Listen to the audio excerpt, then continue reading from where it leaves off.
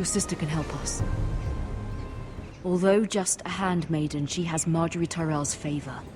And Lady Marjorie's betrothal to the king may be enough to keep the Boltons at bay. If it's presented to her as it should be.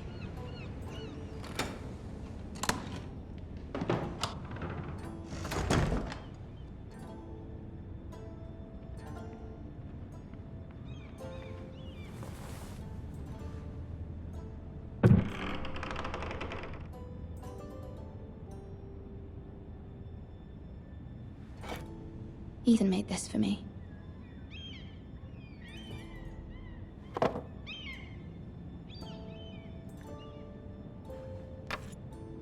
Asher sent me this coin to remember him. What a strange place, Essos.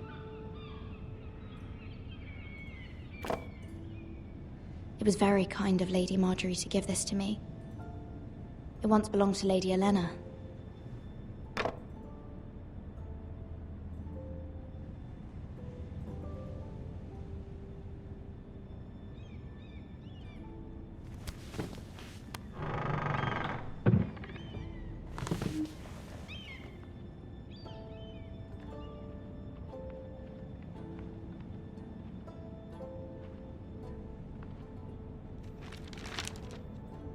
It troubles me to even ask this of you, but you must appeal to Lady Marjorie to intervene on our behalf. She is our best hope, and can be a powerful ally, especially now when your family so desperately needs her help.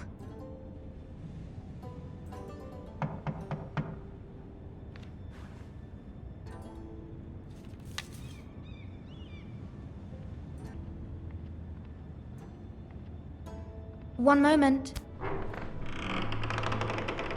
Oh, sorry, milady. I didn't mean to disturb you. I can come back later if you'd like. No, it's fine. Come in.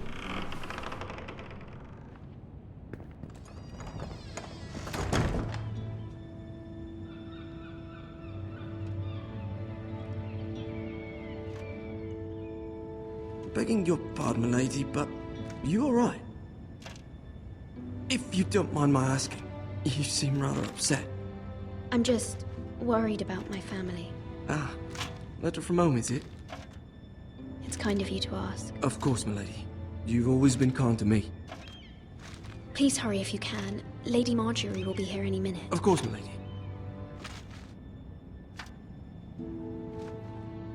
You work for Lady Marjorie? I may be wrong, but it seems like you do. I'm her handmaiden. That's what I thought. I've seen you with her before. You seem like good friends. I saw Lady Marjorie just this morning, outside the Royal Sept, talking to Queen Cersei. Cersei?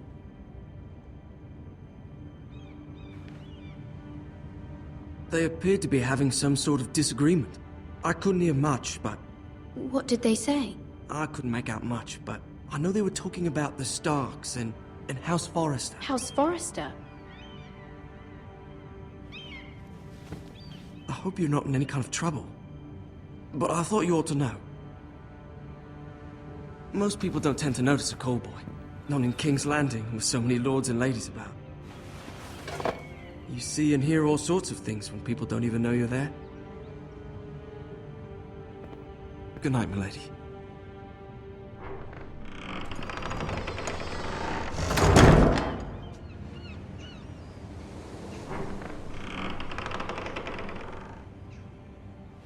Lady Marjorie, you're early.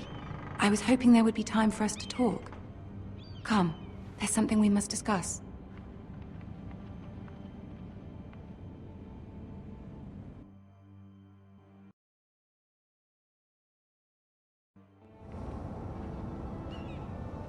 From the day you arrived in Highgarden, I've thought of you more as a friend than as my handmaiden. A dear friend, in fact. Thank you, my lady. And you know how I feel about what's happened to your family. I feel your pain as if it were my own. What you've suffered is beyond imagining. I need your help, my lady. Of course, and I will help you in any way I can. But there's another matter we must attend to first.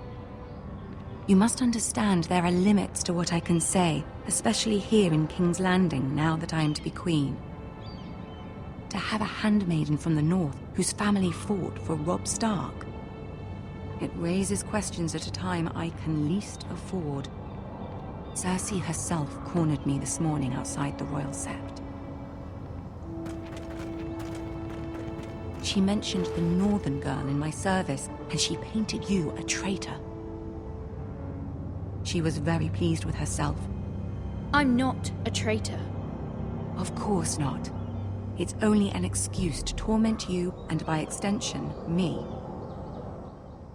She demands an audience. She wants an apology of some sort, for what I don't know, but she's waiting for us now, and I promised I would bring you to her. I wouldn't ask this of you if it were not important. I cannot afford any conflict with Cersei with the wedding so near. What do I say? Find a way to appease her. Humor her. Tell her what she wants to hear. See if the Queen Regent is ready to receive us.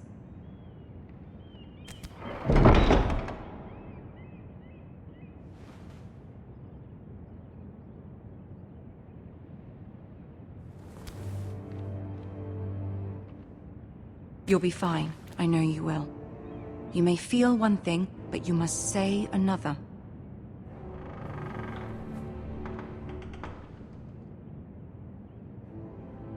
Good luck.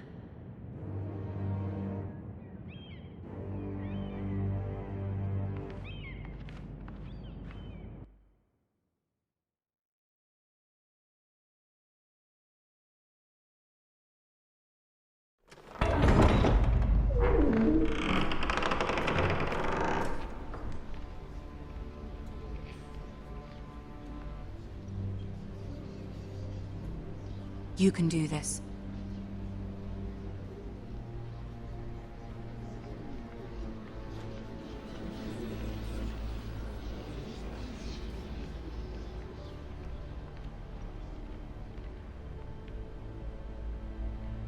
Ah, Lady Marjorie. Aren't you looking lovely this evening? Lord Tyrion. Your Grace? With your permission, allow me to introduce Lady Mira of House Forrester.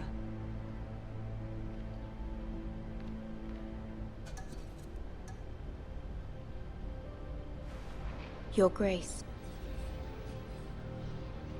The girl knows her courtesies. Impressive. You may rise. House Forrester is a northern house loyal to the king. Are they? I beg your pardon, Your Grace. I wasn't talking to you. I want to hear from the girl. Is your family loyal to the king? Perhaps you should ask the new Lord Forrester. He's not here, is he? She is. The girl can speak for her house. Yes, Your Grace. To the one true king. The one true king. Yet she didn't say which. The girl is clever. She only meant... I don't care what she meant. I care what she said. I won't stand for impertinence from a girl of the North. If you would give her the chance to explain... Perhaps she can explain why the Forresters have been loyal bannermen to House Stark for centuries. A house of traitors. They were the Wardens of the North. We all served at the pleasure of the king. Clever girl. Perhaps too clever for her own good. And she would have us believe she didn't know which king she served. Is your house willing to swear fealty to your new liege lord, Roose Bolton?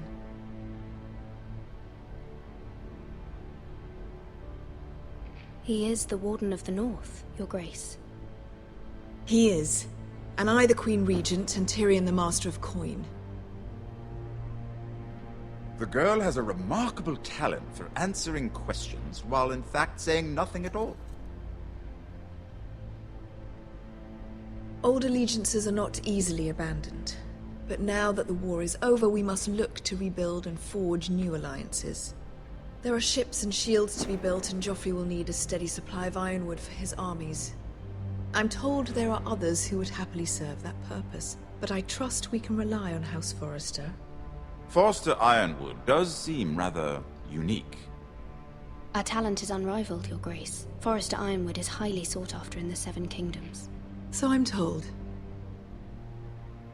It would be a shame to see it fall into the hands of another house. I imagine you'd do almost anything to prevent that from happening, wouldn't you? Ask any Lannister, and they'd do whatever was necessary to save Casterly Rock. It would be unfortunate to see another house lay claim to what's yours. I won't dishonor myself, Your Grace. I see. What would you have the girl do, Cersei? It's not as if she fought beside the Starks, wielding a battle axe for the Northern Army. It raises an interesting question, I suppose. Can we truly blame those who end up on the wrong side of the war? Our dear Marjorie here was betrothed to Renly Baratheon on the false assumption that he would one day rule the Seven Kingdoms. Can we fault her for her mistake? Should she be held accountable?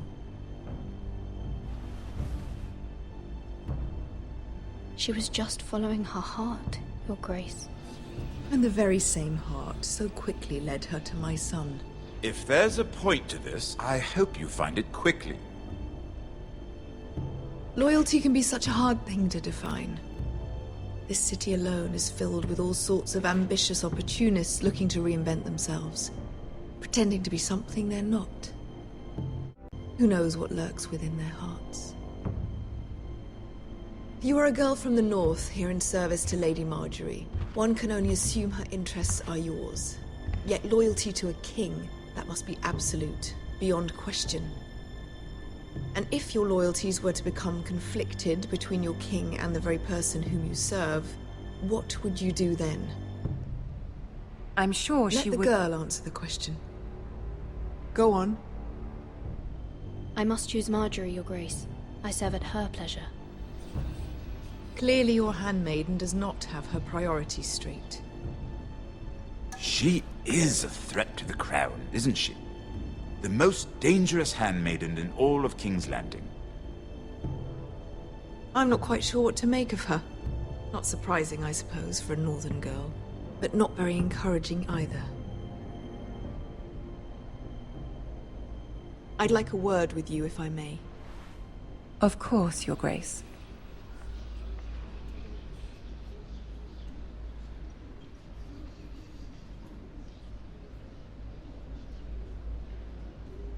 I'll walk you out.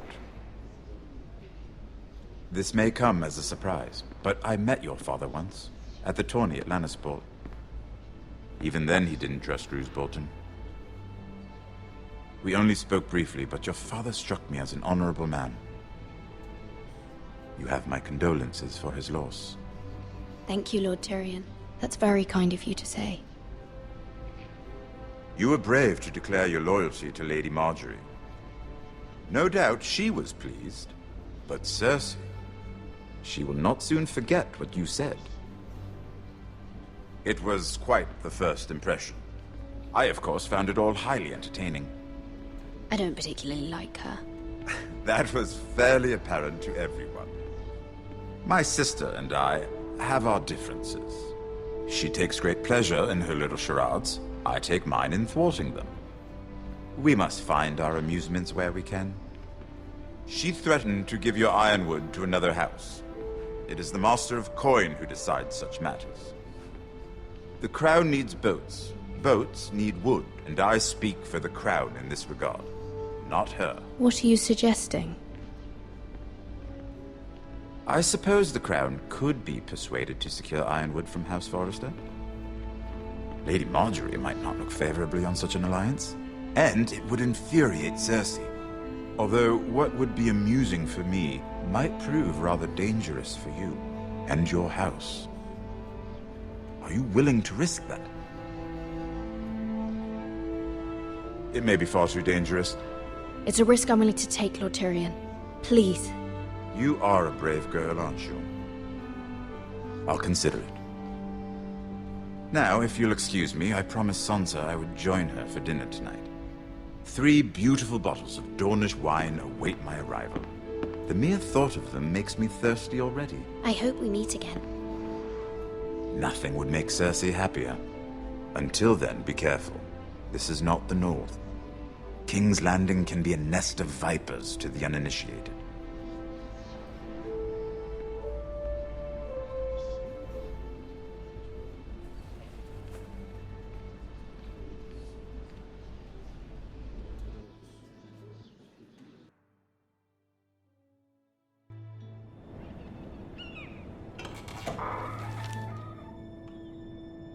Mira, I was worried. How was it? Cersei has a way of looking at you as though you're nothing. It didn't go very well. I'm sorry. Cersei is known for being rather difficult. But at least it's over now. Lady Margaery has spent the entire day working on seating arrangements for the wedding. Of course, you and I are seated way at the back. Here with the 4th cousins and the 9th-born sons. Ah, Sir Jaime. I wouldn't mind tarnishing that white cloak of his. What? It's true. And Oberyn Martell, the Red Viper. I'm told he has a paramour. He is quite handsome. And quite passionate, from what I've heard. Perhaps Lady Margaery could make the right introductions. Who knows? We might meet our future husbands. Although, marrying a king, I can only imagine what that would be like. Would you marry Joffrey if it meant you'd become queen? He does have a certain look about him, and he's always treated Lady Margaery well. I'd marry anyone if it helped my family. Right, of course. Well, I would marry him. Imagine the power you would have as Queen of the Seven Kingdoms. I might even allow you to be my handmaiden.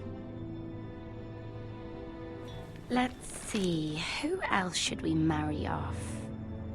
Brienne of Tarth and Tyrion Lannister. What a perfect match! Sir Bronn and... What are you doing?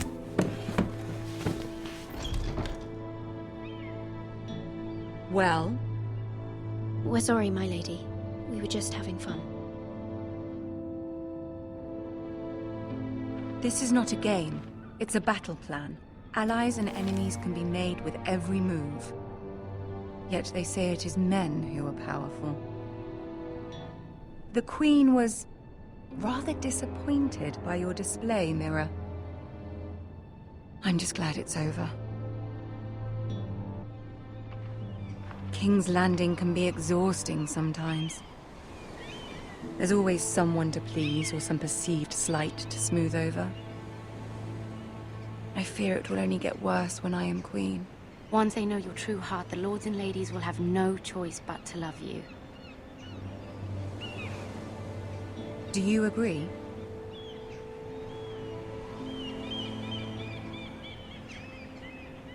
It doesn't matter what you feel. It only matters what you say. You learn very quickly. Your words to Cersei were brave, but I know you must fear what the Boltons might do to your family. I do appreciate your willingness to appease her, as difficult as it may have been. Thank you, my lady. There's been something on my mind. Something important. My mother wanted me to ask a favor of you. For my family. But as you said, you're in a delicate position now with the wedding so near. And I would never want to jeopardize that. Soon I will be queen. And maybe then I'll be in a better position to help you. But for now we must both be cautious.